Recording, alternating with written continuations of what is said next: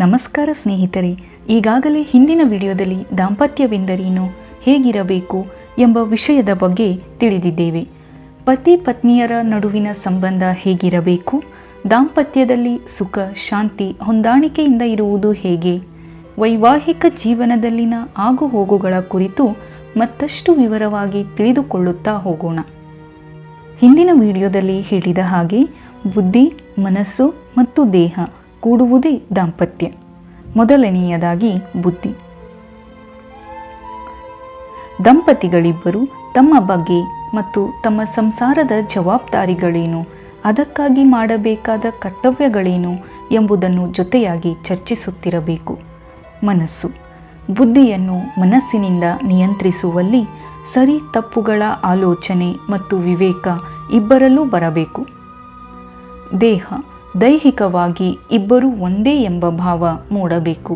ನೆನಪಿರಲಿ, ಅದು ಬಲವಂತವಾಗಿ ಅಲ್ಲ, ಪರಸ್ಪರ ಒಪ್ಪಿಗೆಯಿಂದ. ಈ ಮೂರು ಅಂಶಗಳು ಕೂಡಿದಾಗಲೇ ದಾಂಪತ್ಯ ಅರ್ಥಪೂರ್ಣವಾಗಿರುತ್ತದೆ.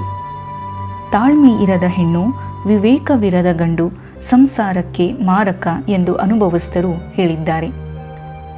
ನಮ್ಮ ಹಿರಿಯರು ಮೊದಲಿನಿಂದಲೂ ನಡೆಸಿಕೊಂಡು ಬರುತ್ತಿರುವ ಪ್ರತಿಯೊಂದು ಆಚಾರ ವಿಚಾರಗಳು, ಸಂಪ್ರದಾಯಗಳು ಬಹಳಷ್ಟು ಅರ್ಥಪೂರ್ಣವಾಗಿವೆ ಹಾಗೂ ವೈಜ್ಞಾನಿಕವಾಗಿ ಸರಿ ಎಂದು ನಿರೂಪಿಸಲ್ಪಟ್ಟಿವೆ. ಅವುಗಳಲ್ಲಿ ಒಂದಾದ ಪತಿ ಪತ್ನಿಯರ ವಯಸ್ಸಿನ ಅಂತರವನ್ನು ಕಾರಣಬದ್ಧವಾಗಿ ವಿವರಿಸಿದ್ದಾರೆ. ಈ ಮಾಹಿತಿ ತಮಗೆಲ್ಲರಿಗೂ ಗೊತ್ತೇ ಇದೆ. ಗಂಡಿಗಿಂತ ಹೆಣ್ಣಿನ ವಯಸ್ಸು ಕಡಿಮೆ ಇರಬೇಕು, ಏಕೆಂದರೆ ಹೆಣ್ಣಿಗೆ ತಿಳುವಳಿಕೆಯ ಮಟ್ಟ ಗಂಡಿಗಿಂತ 3-5 ವರ್ಷದಷ್ಟು ಹೆಚ್ಚಾಗಿರುತ್ತದೆ.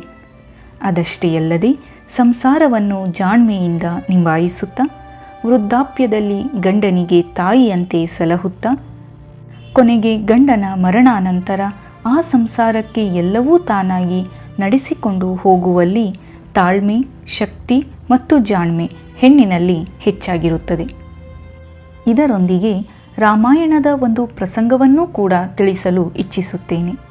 ಮಿಥಿಲಾ ನಗರದ ರಾಜನಾದ ಜನಕ ಮಹಾರಾಜರು ಮಹಾಶೂರರು, ಬ್ರಹ್ಮಜ್ಞಾನಿಗಳು, ವೇದಾಂಗ ಪಾರಂಗತರು. ಅವರ ಮಗಳು ಸೌಂದರ್ಯವತಿಯಾದ ಸೀತೆಯ ಸ್ವಯಂವರದ ಸಂದರ್ಭ. ಜನಕ ಮಹಾರಾಜರಿಗೆ ವಂಶಾನುಗತವಾಗಿ ಬಂದಿದ್ದ ಶಿವಧನಸ್ಸನ್ನು ಎತ್ತಿ ಹೆದೆಯೇರಿಸಿದವರಿಗೆ ತಮ್ಮ ಮಗಳನ್ನು ಕೊಟ್ಟು ವಿವಾಹ ಮಾಡಿಸುತ್ತೇನೆಂದು ಸಂಕಲ್ಪಿಸಿರುತ್ತಾರೆ.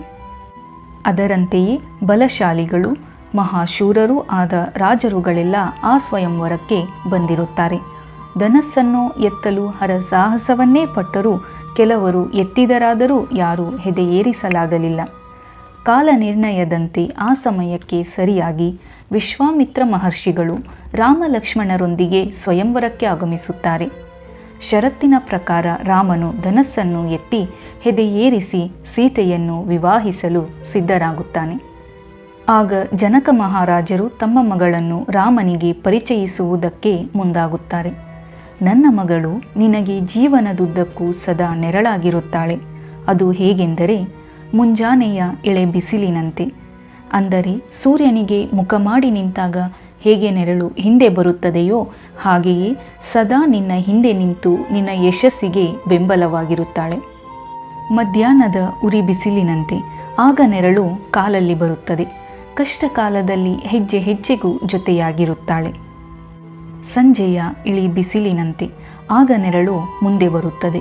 ವಯಸ್ಸಾದಾಗ ತಾಯಿಯಂತೆ ಮುಂದೆ ನಿಂತು ನಿನ್ನನ್ನು, ನಿನ್ನ ಸಂಸಾರವನ್ನು ನಡೆಸಿಕೊಂಡು ಹೋಗುತ್ತಾಳೆ. ಸ್ನೇಹಿತರೆ, ಈ ಸಂಗತಿಯನ್ನು ಪ್ರತಿಯೊಂದು ಹೆಣ್ಣು ತಿಳಿದುಕೊಳ್ಳುವುದು ತುಂಬ ಮುಖ್ಯ. ಹಾಗೆಯೇ ಯಾವುದೇ ಒಂದು ಹೆಣ್ಣು ಒಂದು ಕುಟುಂಬಕ್ಕೆ ಮದುವೆಯಾಗಿ ಬರುತ್ತಿದ್ದಾಳೆಂದರೆ ಅದು ಅವಳಿಗೆ ಹೊಸತನದ ವಾತಾವರಣವಾಗಿರುತ್ತದೆ. ಆ ತನ್ನ ಕುಟುಂಬದಲ್ಲಿರುವ ಪ್ರತಿಯೊಬ್ಬರನ್ನೂ ತನ್ನವರು ಎಂದು ಪರಿಚಯಿಸಿಕೊಂಡು ಅವರ ಇಷ್ಟ ಕಷ್ಟಗಳನ್ನು ತಿಳಿದುಕೊಳ್ಳುವುದಕ್ಕೆ ಮುಂದಾಗಬೇಕು.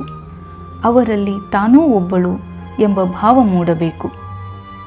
ಅದರಂತೆಯೇ ಪತಿಯಾದವನು ಮತ್ತು ಅತ್ತೆ ಮಾವಂದಿರು ಅವಳೊಂದಿಗೆ ತಮ್ಮ ಮನೆಯ ರೀತಿ ನೀತಿಗಳನ್ನು ತಿಳಿಸುತ್ತಾ ಜೊತೆಯಾಗಿ ಹೊಂದಿಕೊಳ್ಳುವುದಕ್ಕೆ ಸಮಯ ಕೊಟ್ಟು ಸಹಕರಿಸಬೇಕು. ಮದುವೆಯಾದ ಹೆಣ್ಣು ಕ್ರಮೇಣವಾಗಿ ಒಂದು ರೀತಿಯಲ್ಲಿ ಅಲ್ಪಸುಖಿಯಾಗಿ ಬಿಡುತ್ತಾಳೆ. ಗಂಡ, ಮಕ್ಕಳು, ಸಂಸಾರ ಅದರಲ್ಲಿಯೇ ತನ್ನ ಖುಷಿ ಇರುವುದೆಂದು ಭಾವಿಸುತ್ತಾ ಅದರಂತೆಯೇ ತ್ಯಾಗಗಳಿಗೆ ಸಿದ್ಧಳಾಗುತ್ತಾಳೆ. ಅಂತಹ ಸಮಯದಲ್ಲಿ ಪತಿಯಾದವನು ತನ್ನ ತಂದೆ ತಾಯಿ ಬೆಳೆಸಲು ಪಟ್ಟ ಕಷ್ಟವನ್ನು ಹೆಂಡತಿಯ ಮುಂದೆ ಹೇಳಿಕೊಳ್ಳಬೇಕು. ಹಾಗೆಯೇ ಹೆಂಡತಿಯ ತ್ಯಾಗದ ಬಗ್ಗೆ ಅದು ಚಿಕ್ಕದಿರಲಿ ದೊಡ್ಡದಿರಲಿ ತನ್ನ ತಂದೆ ತಾಯಿಯ ಮುಂದೆ ಖುಷಿಯಿಂದ ಗೌರವಿಸುತ್ತಾ ಹೆಮ್ಮೆಯಿಂದ ಹೇಳಿಕೊಳ್ಳಬೇಕು. ಇದರಿಂದ ಒಬ್ಬರ ಮೇಲೊಬ್ಬರಿಗೆ ಪ್ರೀತಿ, ವಿಶ್ವಾಸ ಮತ್ತು ಗೌರವ ಬೆಳೆಯುವುದಕ್ಕೆ ಸಾಧ್ಯವಾಗುತ್ತದೆ. ಪತಿಯು ಪತ್ನಿಯ ನೋವುಗಳಿಗೆ ಸ್ಪಂದಿಸುವಂಥವನಾಗಬೇಕು. ಹಾಗೆಯೇ ಪತ್ನಿಯು ಪತಿಯ ಕಷ್ಟದಲ್ಲಿ ಜೊತೆಯಾಗಿ ನಿನ್ನೊಂದಿಗೆ ನಾನಿರುವೆನೆಂಬ ಧೈರ್ಯ ನೀಡುವಂಥವಳಾಗಬೇಕು. ಸ್ನೇಹಿತರೆ, ಮತ್ತಷ್ಟು ಅಂಶಗಳೊಂದಿಗೆ ಈ ವಿಡಿಯೋ ಮುಂದುವರಿಯುತ್ತದೆ. ಚಾನಲ್ಗೆ ಸಬ್ಸ್ಕ್ರೈಬ್ ಮಾಡಿ ನೋಡುವುದನ್ನು ಮರೆಯಬೇಡಿ. ನಿಮ್ಮ ಪ್ರೋತ್ಸಾಹ ಸದಾ ನಮ್ಮೊಂದಿಗಿರಲಿ.